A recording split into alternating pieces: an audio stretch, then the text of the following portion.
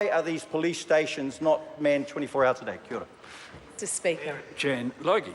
Thank you, Mr. Speaker. This afternoon I want to speak about responsible government. I believe that responsible government provides a framework for all of our people and our environment to thrive. And as compassionate and caring New Zealanders, I believe we all want our children to get the best start in life, to be able to thrive. Yet we know that in this country, despite most of us sharing that value, that we have the 5th highest rate of child abuse and neglect in the OECD, and that there's on average 10 children a year who are killed by the people who are supposed to be looking after them.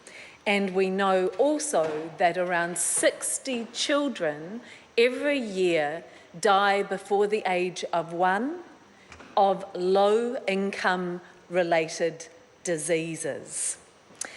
And when the government last term consulted New Zealanders, over almost close to around 10,000 New Zealanders, on what the government should be doing or what we should all be doing in this society to ensure the safety and well-being of our children, New Zealanders, young people and old alike, gave the government a pretty consistent message that they wanted the government to keep families together by providing services and increasing household incomes, addressing inequality and to provide safe and secure environments for children.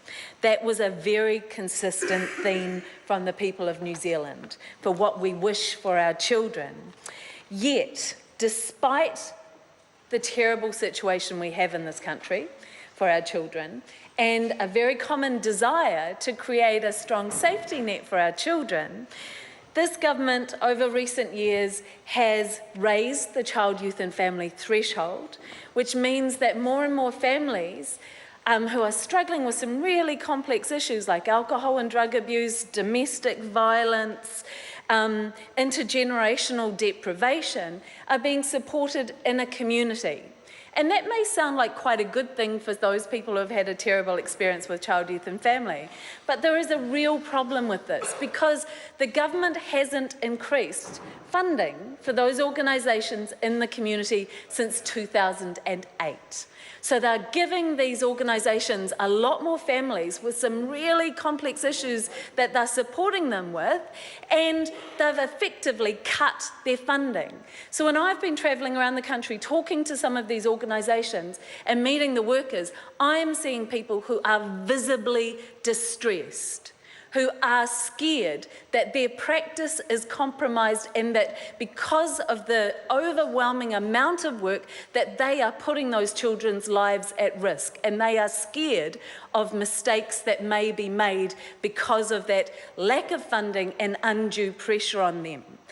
And the government has also taken money from established programs to set up a bureaucracy, their flash new toy of the 21st century, the children's teams, which was kind of a replication of an existing model called strengthening families, but required a whole new layer of bureaucracy, but provided, again, no funding whatsoever for frontline services of the people actually working with those families. And we are now hearing very, very inconsistent stories about how that is rolling out in our communities. And again, our children are put at risk. And the government has moved funding from programs that, like Parents as First Teachers, that have been given great evaluations to put, and Strengthening Families, which indeed was inconsistent, but some places was working really well. And they've moved funding from there into this children's team, despite it not having been evaluated. And while they say they're evidence-driven, their practice is in opposition to that. And they've cut funding to child, youth and family. So 121 social workers have been lost from child, youth and family since 2010. And when the Office for the Commissioner for Children said he wasn't able to properly assure the safety of children in state care and asked for more funding to be able to follow up. The government said, no, we're not going to give you more funding on that because you're managing to advocate on child poverty issues. So clearly you've got additional resources there, despite the fact it was a philanthropic trust that funded the child poverty work. And 60 children a year in this country are dying from child poverty, and it's absolutely in his gambit to do it. And the government's future plans are even worse. Maureen Pugh.